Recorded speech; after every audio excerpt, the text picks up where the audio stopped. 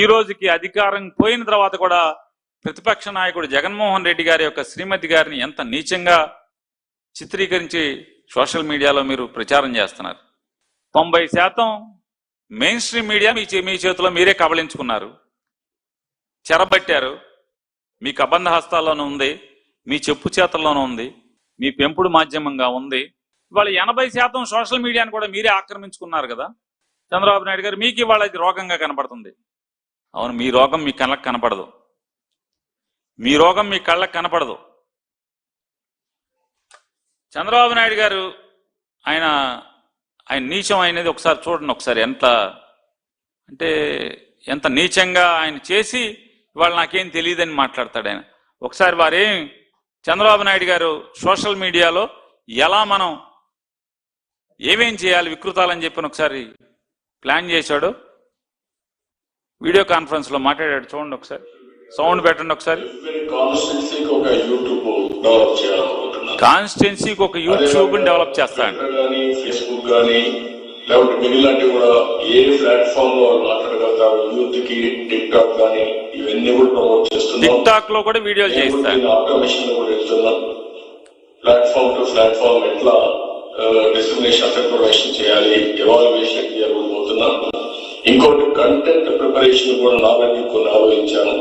ఆ విషయం కూడా షేర్. కంటెంట్ ప్రిపరేషన్ కూడా మనుషులను ఎదగమంటున్నారు. శ్రేయోభిలాషులు ఇలాంటి వాళ్ళు, కొంతమంది పార్టీ వాళ్ళు, అదే సమయంలో అవుట్ సోర్సింగ్ ఏజెన్సీస్ కూడా పెడతారు. ఒక ప్లాట్ఫామ్ క్రియేట్ చేసి కంటెంట్ కాంపిటీషన్ పెట్టి కొంతమంది ఎవరైనా పేమెంట్ చేస్తామంటే కొంత నామినల్ పేమెంట్ కూడా వాళ్ళకి ఇస్తూ పేమెంట్ ఇస్తూ, అది కూడా ఏంటంటే ఏ ప్లాట్ఫామ్ లో మ్యాక్సిమం వ్యూవర్షిప్ వస్తే ఎవరికైతే పాపులర్ ఛానల్ ఉందో, ఎవరికి వ్యూవర్షిప్ ఎక్కువ ఉందో ఆపి మళ్ళీ ఎదురు కానీ వ్యూవర్షిప్ ఎక్కువ ఉందో వాడికి మంచి రేట్ ఇద్దామని చెప్తున్నాడు. అందులో మన కంటెంట్ ని పంపిద్దాం. ఒకసారి మళ్ళీ పెట్టండి, అది ఏమంటున్నాడు ఒకసారి చిన్నగా సౌండ్.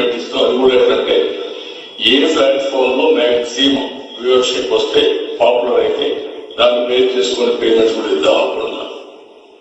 సో దట్ ఈ ప్లాట్ఫామ్ అనేది బలమైన ప్లాట్ఫామ్ గా తయారు చేస్తున్నాం. ఇవన్నీ కూడా మెజర్మెంట్స్ అని ఆటోమేటిక్ చేయడం కోసం కూడా ముందుకు పోతున్నాం. అలాంటి టెక్నాలజీస్ అన్ని కూడా సోషల్ మీడియాలో ఉపయోగించిపోతున్నాం. కాబట్టి మీరు కూడా మీ ఐడియాస్ అని ఇవ్వండి, అందులో జాయిన్ అవ్వండి. ఇక్కడికి వచ్చే వాళ్ళకి నేను పంపిస్తాను. పచ్చిగా చెప్తున్నాడు. అవుట్ సోర్సింగ్ ఏజెంట్ అంటున్నాడు, బయట వాళ్ళు రమ్మంటున్నాడు, కంటెంట్ ఇమ్మంటున్నాడు, పేమెంట్ ఇస్తామంటున్నాడు, గూగుల్ పే అంటున్నాడు, డబ్బులు వేస్తాం అంటున్నాడు. ఆయన అధికారంలో లేనప్పుడు జగన్మోహన్ రెడ్డి గారి ప్రభుత్వం నడుస్తున్నప్పుడు ఆయన ఇదంతా కూడా ఆయన భావజాలం, ఆయన ఏర్పాటు చేసుకున్నటువంటి సిస్టమ్, ఆయన వికృత రూపం అది. ఆయన ఇవాళ సోషల్ మీడియా గురించి గుండెలు బాదుకుంటున్నాడు.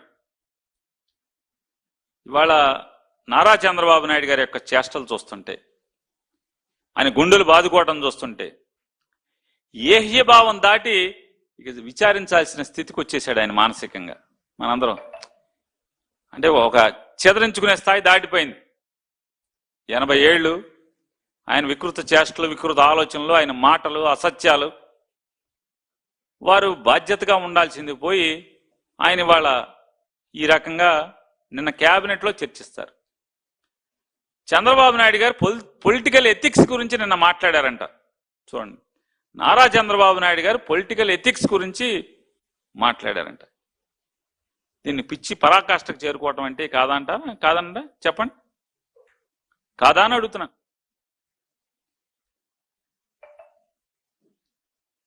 ఆంధ్రజ్యోతి టీవీలో వెంకటకృష్ణ అనేటువంటి ఒక ఆయన్ని కూర్చోబెట్టుకుని మాట్లాడిస్తాడు. అతను ఎవరో ఒకడు మాట్లాడతాడు. రాజశేఖర రెడ్డి గారి దగ్గరికి దాన్ని ఇవన్నీ యూట్యూబ్లో తిప్పుతారు.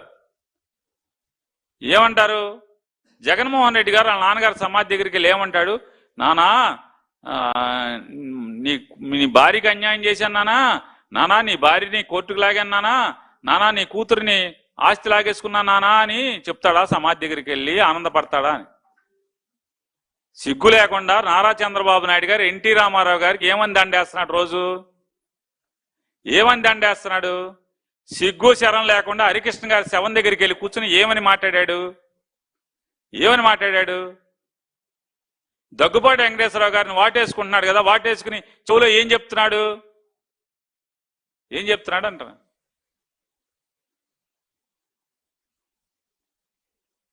మీరు ఈ పైశాచిక ఆనందం పొందుతూ ఇట్లాంటి తప్పుడు ప్రచారాలని తప్పుడుతనంగా ప్రచారం చేస్తారు, క్యారెక్టర్ అసాసిన్ చేయడానికి ట్రై చేస్తారు. మీకు అసలు క్యారెక్టర్ ఉందా అని అడుగుతున్నాను. సార్ చెప్పండి సార్, మీకు క్యారెక్టర్ ఉందా అసలు అని అడుగుతున్నాను. అసలు మీకు ఏం కావాలి? ఇంకా ఇప్పటికీ 90% పేపర్లు టీవీలు మొత్తం లాగేసుకున్నారు, మీ చేతిలో ఉన్నాయి. మీరు సిటికేస్తే డ్యాన్స్ కడతారు, మీరు కూర్చోమంటే కూర్చుంటారు, నుంచోమంటే నుంచుంటారు, ఏమైనా తిట్టమంటే ఆయన తిడతారు, మోడీని తిట్టమంటే తిడతారు, మోడీని ఆకాశానికి లేపమంటే ఆకాశానికి లేపుతారు. ఏది కావాలంటే అది కదా, ఒకటి కాదు. అసలు మీకు ఏం కావాలి? ఇంకా 80% సోషల్ మీడియాని ఆక్రమించుకున్నారు, 90% టీవీలు పేపర్లను ఆక్రమించుకున్నారు. ఇంకేం కావాలి మీకు? ఏం కావాలి సార్? అసలు మీ భాగవతం ఈవిడ శ్వేతారెడ్డి అనే ఈవిడ అకౌంట్ అంట. ఈవిడ అకౌంట్ శ్వేతారెడ్డి.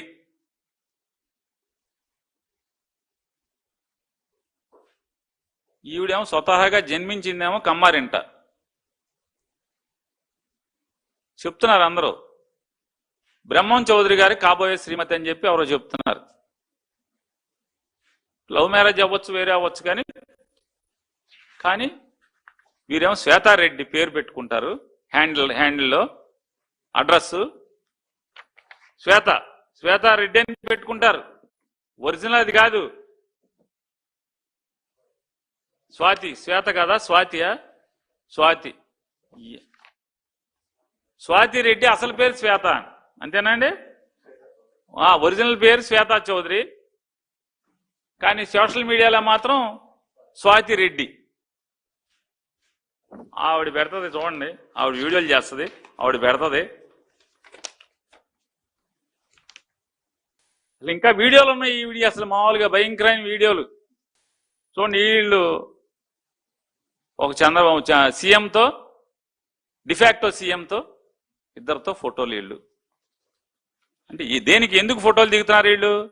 శబాష్, బాగా జగన్మోహన్ రెడ్డి గారి నుంచి అసభ్యంగా మాట్లాడుతున్నారు, ప్రచారం చేస్తున్నారనే కదా. వీరు యష్ అంట, వీరి పేరు చూడండి. ఈ ఫోటోలు ముఖ్యమంత్రి గారితో, పక్కన ముఖ్యమంత్రి గారి అబ్బాయితో, డిఫాక్టో చీఫ్ మినిస్టర్తో.